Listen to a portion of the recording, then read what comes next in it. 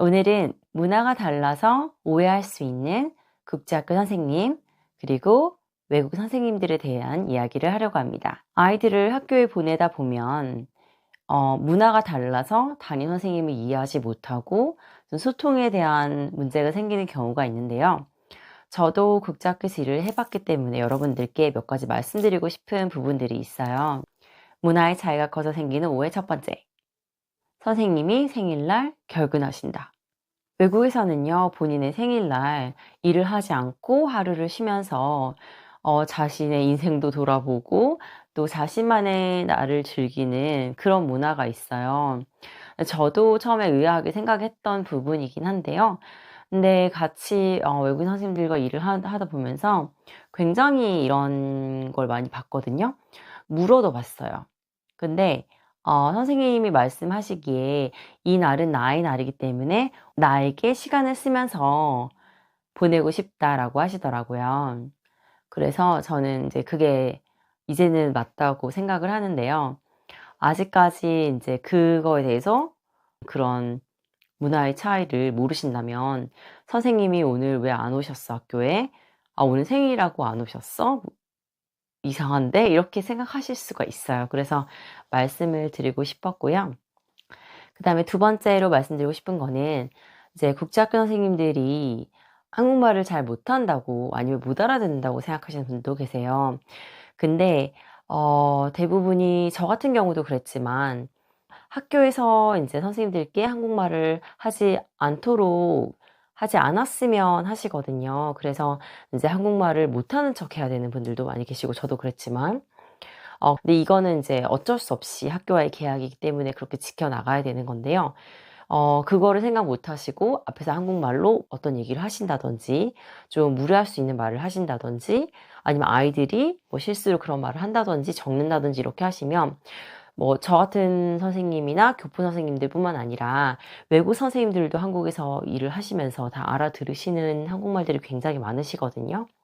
특히 한국에 있는 국제학교는 선생님들이 한국말을 못 알아들을 거라고 아니 모르신다고 생각을 하지는 않으셨으면 좋겠어요. 자, 다음은 실제 있었던 이야기인데요. silly라는 표현을 제가 쇼츠로 만들어서 올린 적이 있었죠.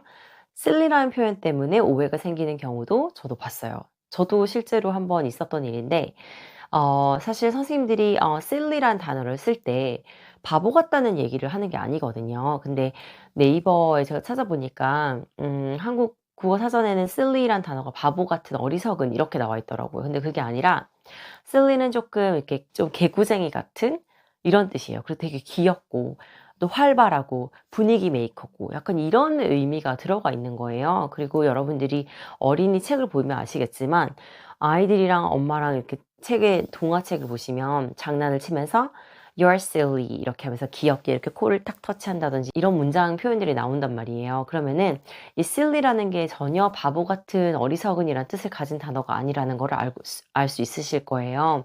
근데 선생님이 "아, 얘 정말 너무 귀엽고 개구쟁이에요."라고 얘기할 때 "Oh, he's a bit silly."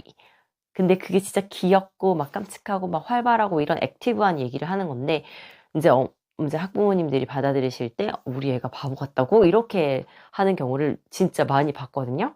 그래서 이건 단어의 의미 차이에서 오는 그런 오해인데요. 이제 이 오해는 좀 많이 없어졌으면 좋겠어요. 자, 그리고 외국 선생님들이 중요하게 생각하시는 거는 대화예요. 뭐 글을 적어서 여러분들이 인제 뭐 아이들이 편지를 쓸 수도 있고 편지글도 물론 전달이 잘 되긴 하겠지만 그래도 페이스 투 페이스로 대면해서 이야기하는 거를 정말 선호하시거든요.